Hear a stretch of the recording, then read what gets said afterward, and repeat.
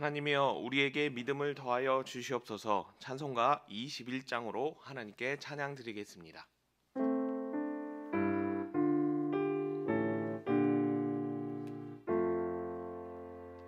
다 찬양하여라 전능왕 창조의 주께 내 혼아 주 찬양 평강과 구원의 주님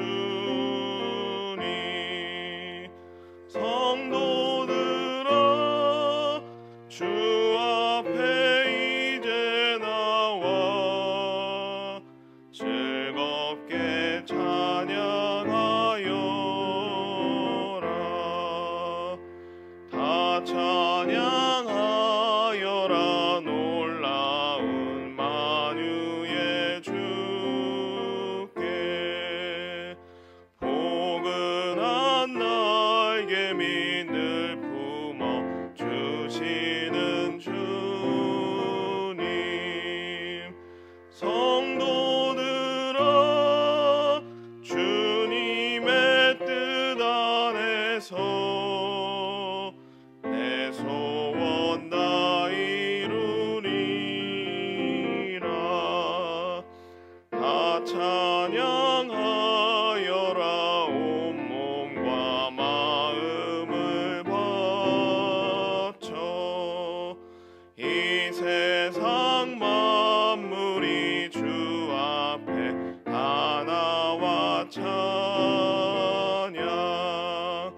성도들아 기쁘게 소리 높여 영원히 찬양하여라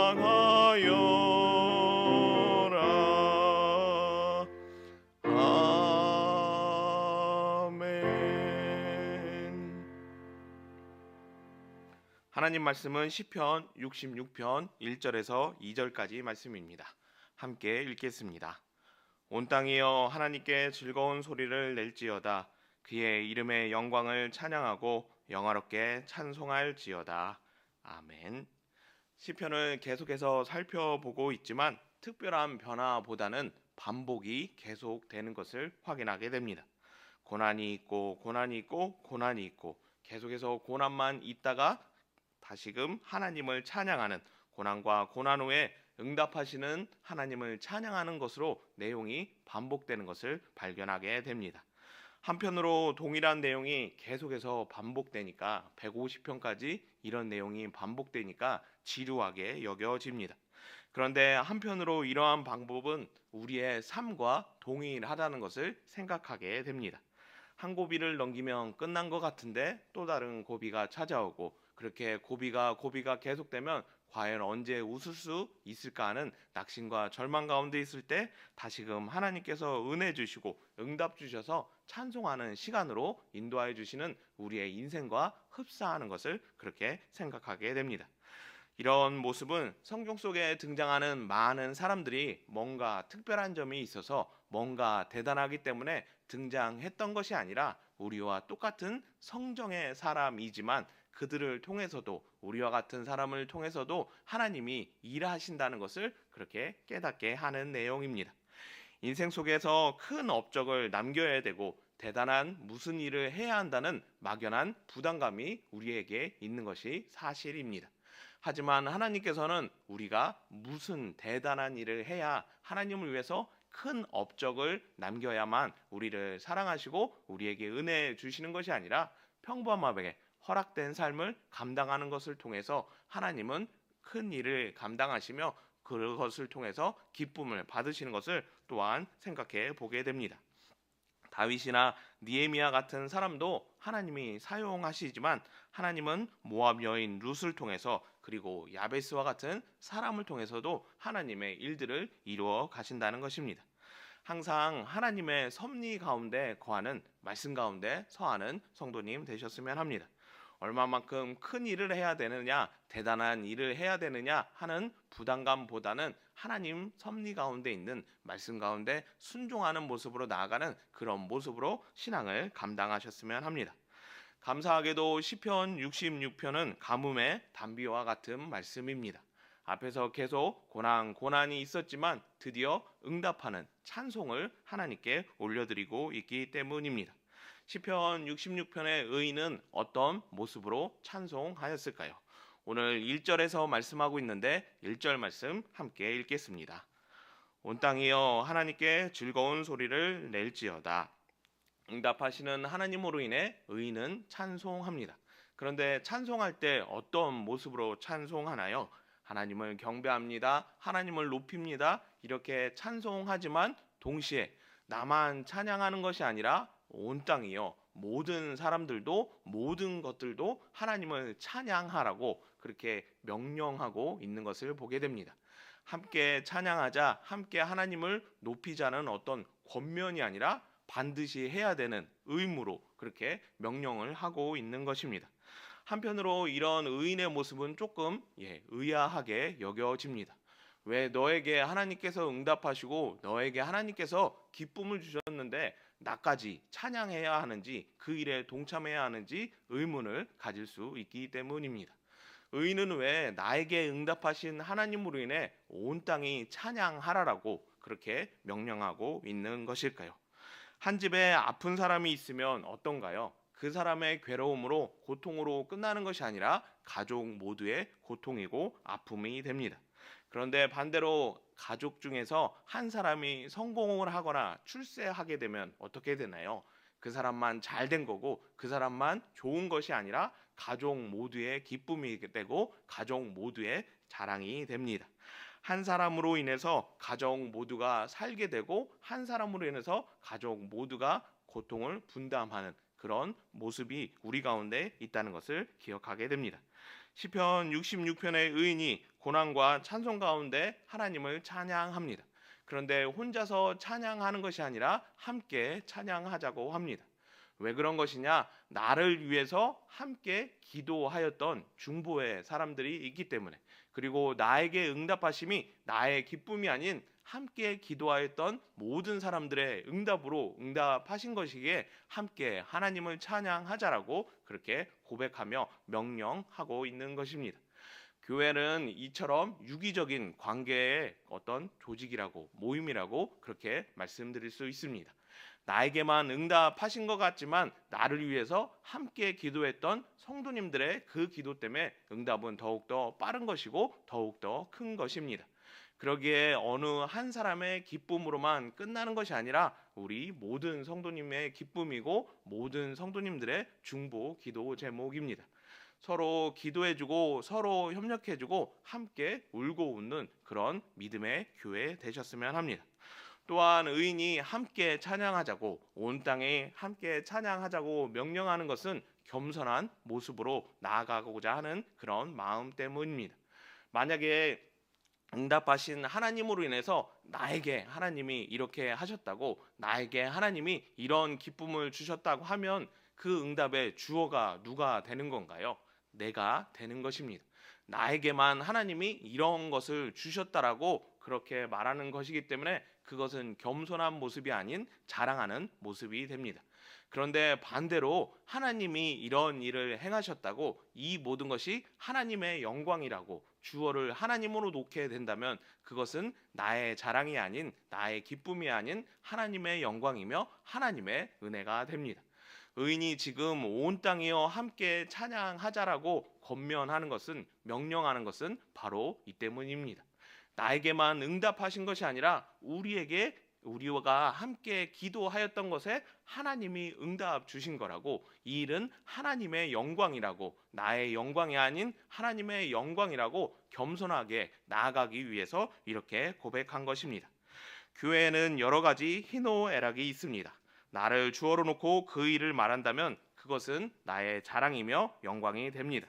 그런데 반대로 하나님을 주어로 놓고 그 일을 말한다면 그것은 우리 모두의 자랑이 되고 무엇보다 하나님의 영광이 되는 일입니다. 나를 앞세우기보다는 우리에게 행하신 하나님을 드러내는 겸손이 우리 가운데 있었으면 합니다. 그리고 의인은 계속해서 하나님께 찬송해야 되는 이유를, 찬양하는 찬양하는 모습을 앞에서 언급했다면 이번에는 왜 찬양을 해야 하는지를 그렇게 말씀하고 있습니다. 의인은 무엇 때문에 하나님을 찬양하자고 했을까요? 첫 번째는 6절에 언급되고 있는데 6절 말씀 함께 읽겠습니다. 하나님이 바다를 변하여 육지가 되게 하셨으므로 우리가 걸어서 강을 건너고 우리가 거기서 주로 말미암아 기뻐하였도다. 의인은 하나님께서 응답하심으로 기쁨을 주심으로 말미암아 하나님을 찬양합니다.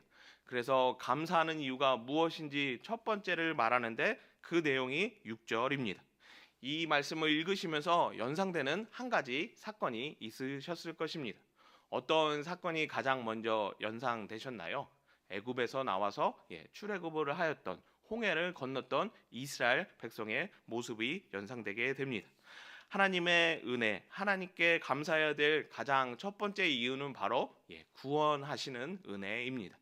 애굽에서 고난 가운데 있었던 이스라엘 백성을 구원하셨던 것처럼 죄 가운데 그리고 사망 가운데 거하는 우리를 구원하신 그 은혜가 다른 어떤 것보다 가장 큰 은혜이기 때문에 가장 감사해야 되는 큰 기도의 제목이기 때문에 의인은 먼저 구원하신 하나님을 그렇게 찬양하고 있는 것입니다. 하박국 선지자는 그 구원의 은혜가 얼마나 감사한지 하박국 3장 17절에서 18절까지 말씀을 통해서 이렇게 고백하고 있습니다. 함께 읽겠습니다. 비록 무화과 나무가 무성하지 못하며 포도나무에 열매가 없으며 감람나무에 소출이 없으며 밭에 먹을 것이 없으며 우리의 양이 없으며 외양간에 소가 없을지라도 나는 여호와로 말미암아 즐거워하며 나의 구원의 하나님으로 말미암아 기뻐하리로다. 하박국 선지자가 무엇이라고 고백하나요? 먹을 것이 없고 아무것도 없지만 나에게 구원이 있다라면 그 구원하신 하나님의 은혜 한 가지만을 가지고도 하나님을 기뻐하며 하나님을 찬양할 것이라고 그렇게 고백합니다. 다른 어떤 것보다 하나님이 주시는 은혜 가운데 가장 큰 것이 구원의 은혜이기 때문에 그 구원의 은혜가 나에게 임한다면 나는 다른 모든 것보다 그 구원의 은혜로 말미암아 하나님을 찬양할 것이라고 그렇게 고백하고 있는 것입니다. 이제 수요일이 지나면 사순절이 시작되게 됩니다. 왜 사순절을 매년 우리는 경험해야 되고 보내야 되는 것일까요? 왜 예수님께서는 우리 때문에 십자가를 지셔야 하는 것일까요? 바로 구원의 은혜가 가장 중요하며 인생 가운데 구원의 은혜가 가장 필요하기 때문에 사순절이 있는 것이고 예수님께서 우리를 위해 십자가를 지신 것입니다. 이번 사순절 기간을 통해서 다시 한번 하나님께서 우리를 위해 구원하신 은혜를 예수 그리스도를 십자가에 내어놓으신 그 은혜를 기억하고 감사하는 시간 되셨으면 합니다. 무엇보다 사순절과 부활절에만 그 은혜를 기억하고 감사하는 것이 아니라 삶 평생 동안 구원의 은혜로 말미암아 늘 하나님을 찬송하는 그런 삶이 되셨으면 합니다. 두 번째 무엇 때문에 감사하는지 10절에 말씀하고 있는데 10절 말씀 함께 읽겠습니다. 하나님이여 주께서 우리를 시험하시되 우리를 단련하시기를 은을 단련함 같이 하셨으며 의인은 두 번째 감사 이유를 10절에 말씀하고 있습니다. 의인이 왜 하나님을 감사하며 찬양한다라고 그렇게 말하고 있나요? 시험하시되 우리를 단련하시기를 은을 단련함 같이 하셨기 때문이라는 것입니다. 의인은 계속해서 고난의 이유에 대해서 왜 이 고난이 나에게 주어지는지에 대해서 그렇게 하나님께 기도하였습니다. 의인은 계속해서 죄 때문에 나의 무슨 부족함 때문이라고 그렇게 생각하였습니다. 내가 죄를 지어 하나님께 벌을 받거나 내가 무엇인가 부족하여서 하나님께 고난 당한다라고 그렇게 생각하였던 것입니다. 하지만 그런 가운데 있다가 의인은 응답을 받고 깨닫게 됩니다. 무엇이라고 깨닫게 되나요? 하나님이 나를 연단하시기 위해서 더 큰 그릇으로 사용하시기 위한 훈련으로 고난을 주셨다는 것을 깨닫게 됩니다. 하나님께서 인생을 힘들고 어렵게 하기 위해서 고난을 주시는 것이 아니라 더욱더 성장하여서 크시며 광대하신 하나님을 알 수 있도록 큰 믿음의 사람으로 만들기 위한 연단으로 고난을 주셨다는 것을 그렇게 깨닫고 감사하였던 것입니다. 하나님은 인생에게 고난을 허락하시거나 고난을 마땅히 겪도록 그렇게 섭리하시는 분이 아닙니다. 그런데 반대로 우리 인생이 크시며 광대하신 하나님의 측량할 수 있도록 알아갈 수 있도록 섭리하시며 일하시는 하나님입니다. 우리가 성장하기 위해서는 알을 깨기 위해서는 그만큼의 고난과 훈련이 필요합니다. 그리고 그 알에서 벗어나게 되면 비로소 알보다 더 큰 세상이 있다는 것을 깨닫게 됩니다. 그런데 그 알을 깨지 않는다면 고통을 통해서 고난을 통해서 그 알을 깨지 않는다면 얼마나 큰 세상이 있는지 얼마나 하나님이 크고 위대하신지 알 수 없게 됩니다. 인생 가운데 고난과 어려움이 있는 것을 우리를 힘들게 하고 괴롭게 하기 위한 하나님의 섭리가 아니라 오히려 더 큰 응답을 주시기 위한 더 큰 하나님을 만나기 위한 그런 기회로 시간으로 그렇게 기억하는 성도님 되셨으면 합니다. 그래서 고난이 올 때 오히려 큰 하나님을 만날 수 있는 기회로 하나님을 찬양하는 그런 모든 성도님 되셔서 삶 가운데 역사하시고 은혜 주신 하나님을 늘 찬양할 수 있는, 무엇보다 나 혼자 찬양하는 것이 아닌 온 땅이여 함께 찬양하자고 고백하는 믿음의 성도님 되기를 예수님의 이름으로 축복합니다. 사랑과 은혜가 많으신 하나님 아버지, 우리 삶 가운데 늘 감사의 이유가 넘쳐날 수 있도록 은혜 주심을 감사합니다. 사람의 눈으로 바라보지 않고 하나님의 눈으로 바라봐서 늘 감사와 찬송을 올려드리는, 모두 함께 찬양드리는 귀한 삶이 되도록, 한 주간의 삶이 되도록 은혜 내려 주시옵소서. 이제 못다한 기도를 주님 가르쳐 주신 기도로 아뢰오니 하늘에 계신 우리 아버지, 아버지의 이름을 거룩하게 하시며 아버지의 나라가 오게 하시며 아버지의 뜻이 하늘에서와 같이 땅에서도 이루어지게 하소서. 오늘 우리에게 일용할 양식을 주시고 우리가 우리에게 잘못한 사람을 용서하여 준 것 같이 우리 죄를 용서하여 주시고 우리를 시험에 빠지지 않게 하시고 악에서 구하소서. 나라와 권능과 영광이 영원히 아버지의 것입니다. 아멘. 함께 기도할 합심 기도 제목 말씀드리겠습니다. 첫 번째 기도 제목인데요. 내일부터 새 학교에 입학하는 우리의 자녀손들이 있습니다. 그리고 새 학기를 시작하는 자녀손들도 있고 새롭게 직장에 취직해서 일을 하는 자녀손들이 있습니다. 잘 적응할 수 있도록 무엇보다 꿈꾸고 계획하는 일들을 잘 이루어가 하나님의 영광이 될 수 있도록 그렇게 기도해 주셨으면 합니다. 두 번째로 감동과 감격이 넘치는 예배 공동체 은평교회 될 수 있도록 그렇게 기도해 주시며, 세 번째로 한국교회와 지도자들을 위해서, 그래서 이 나라 이 민족에게 허락한 교회와 지도자 목사님들이 복음을 위해서 헌신하며 쓰임받을 수 있도록 기도해 주시며, 네 번째로 온 성도님들의 일터와 사업장 생업이들 풍성함을 통해서 구원하시는 하나님의 은혜를 감사할 수 있도록, 그리고 다섯 번째로 선교사님과 농촌교회 개척교회를 위해서 어렵고 힘든 여건 가운데서도 이 사명 잘 감당할 수 있도록 한 영혼을 구원하는 기쁨이 가득할 수 있도록 기도해 주시며, 마지막으로 환우들을 위해서 속히 이 병마를 털고 성전에 올라와 고치시며 회복하시는 하나님을 간증할 수 있도록 함께 기도하겠습니다.